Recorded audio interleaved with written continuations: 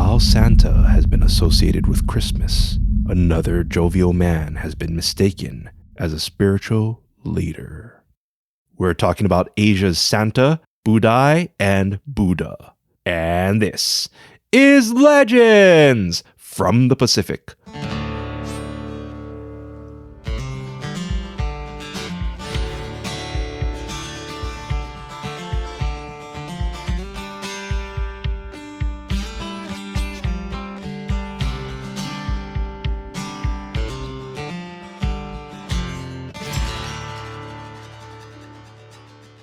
Aloha, and thank you for joining us. This is your podcast about Asian and Pacific Islander folklore and cultural history, Legends from the Pacific. Welcome to episode 153, your holiday episode, Asia's Santa, Budai, and Buddha. I am Kamuela Kaneshiro, a native Hawaiian professional writer, speaker, and Comic-Con panelist with extensive film and television experience. I study mythology, I've encountered unusual things, and I'm a geek. In the beginning, there was the Pacific Ocean. A canoe broke the horizon, piloted by Pele, a beautiful Polynesian maiden who dominated the waves until she felt safe to stop. The audiobook of our Legends from the Pacific Book 1 is now available, narrated by multi-award-winning voice actress Emily Wu Zeller. Emily has worked on anime, the video game Cyberpunk 2077, and over 500 audiobooks, including Star Wars, The Empire Strikes Back, from a certain point of view. Just click the link in our show notes to purchase our audiobook and enjoy Emily telling our stories today. While it may not seem like it, this episode called for me doing a deep dive in Buddhism, how it branched to other variations and spread throughout Asia, which of course demanded more time than I planned for. Hopefully next year's episodes won't be as demanding. As always, thank you for your patience, understanding, and support. Later in this episode, your featured song, Hawaiian Word, and Patreon members may get another benefit. But first, let me share with you the Fat Man and Buddha. As usual, I apologize for any mispronounced names or words and appreciate your understanding, because who would have known talking positively about cultures and sharing it with others would upset people? So we're nearing Christmas, a time of presents, food, family, and traditions. One of the more amusing ones is Japanese eating Kentucky Fried Chicken on Christmas. But for this festive event, Santa Claus is usually the front man for the day of Jesus' birth. While there's various religious and political reasons for this, which we won't get into, there's another jovial man who takes the wind out of a religious man's sails. You see, if I mentioned Buddha to you, many of you will picture a laughing man, which will grant you luck if you rub his large exposed belly. And while he is known as names like Laughing Buddha or Fat Buddha, he is not Buddha. He was a real-life Buddhist monk or Bodhisattva who died around 960 Common Era. He had a contagious laugh and carried a cloth bag. He was called Budai, which translates to cloth bag. When asked why he laughed, he said he laughs at how everything was impermanent or fleeting, aligning with Buddhism's belief that nothing lasts forever. So how did a monk called Budai become popular? Well, the founders of Zen Buddhism, which was earlier known as Chan Buddhism, were trying to increase their following. Incorporating other religious people or even rituals was commonly practiced by many religions, including Christianity. So the Zen Buddhists drafted popular people from folklore who aligned with their belief, and Budai was a hit. You may be wondering, is this Budai's only connection with Buddhism? Not really. You see, when Budai was dying, it is believed things happened which may make him the future Buddha. With all this talk about Buddhism, let us take a moment to understand what it is. Roughly speaking, Buddhism believes we live a life, gaining good and bad deeds. When we die, our accumulated deeds determine what we are reborn as. Throughout this whole process is suffering, so after hundreds or even thousands of lifetimes, we gain enough experience and good merit to gain enlightenment and reach nirvana. As for Buddha, the name means enlightened one, and is someone who teaches people how to achieve nirvana.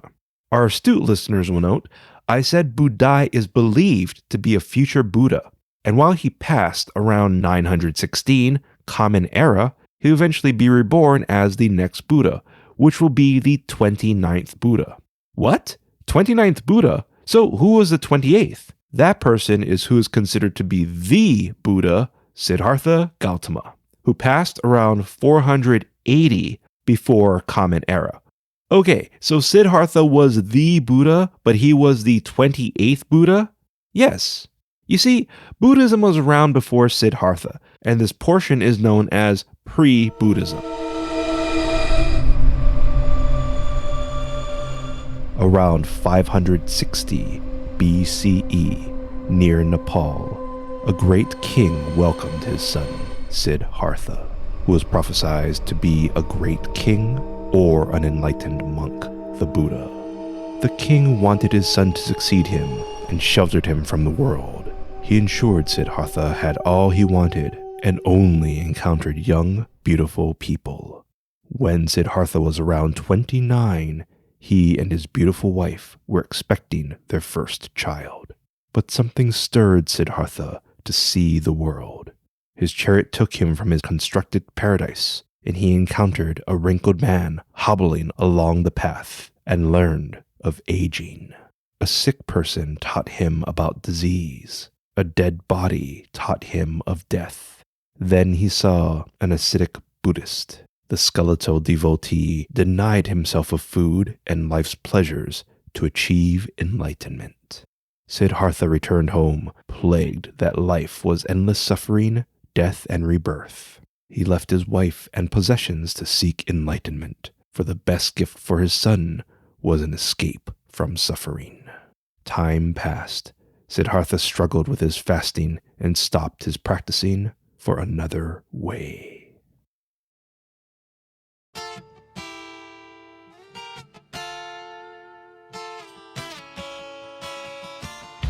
A big mahalo nui lo to our Patreon members who support our mission to spread Asian and Pacific Islander cultural history and awareness. Will and Ollie Geis, Christopher, Meg, Jessica Bullock, Edward Pueohenki, Felisa H., The Mokuli Guy, and Ren Shepard. Your support keeps our show going. If you'd like to support our show, please click the link in our show notes and become a Legends from the Pacific Patreon member to enjoy an exclusive monthly Hawaiian story like the rare story of who the Hawaiian volcano god was before Pele, the return of the Hawaiian demigod brothers Kana and Nehui, an additional story of Kamapua'a on Oahu, and other nifty benefits. So sign up and join us as a Legends from the Pacific Patreon member today.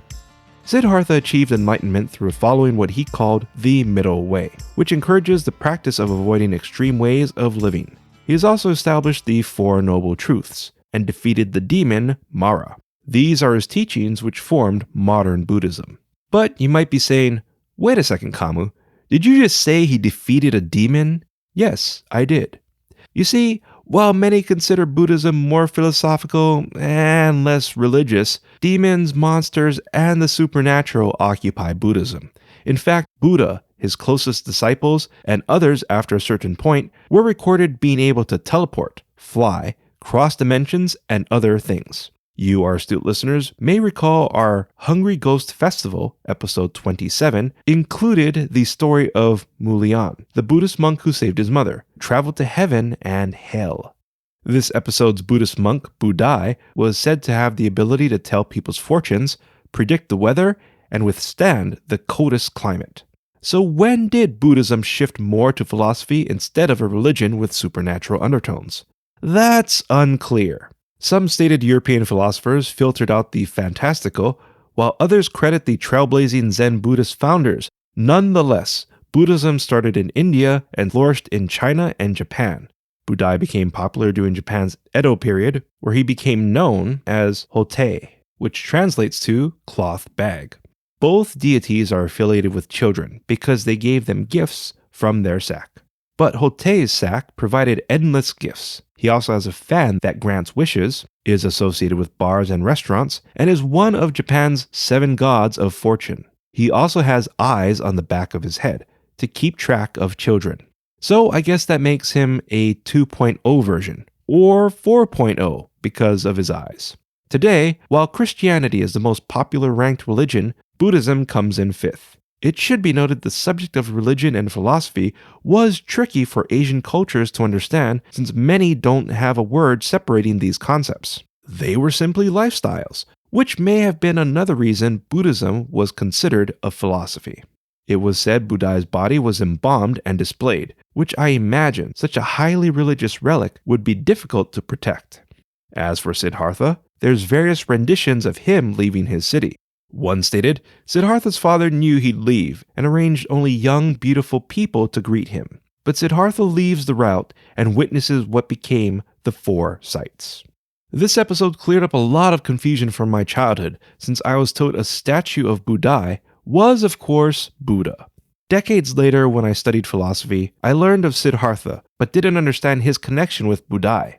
I also wondered what happened to Siddhartha's son, since he essentially did all this for him. Well, it is believed through his teachings, his son reached enlightenment at a young age. On the subject of Siddhartha having a family, the various branches of Buddhism differ on if monks can marry and have children. So it all comes down to the specific practice. As for Siddhartha defeating the demon Mara, that's a story for another time.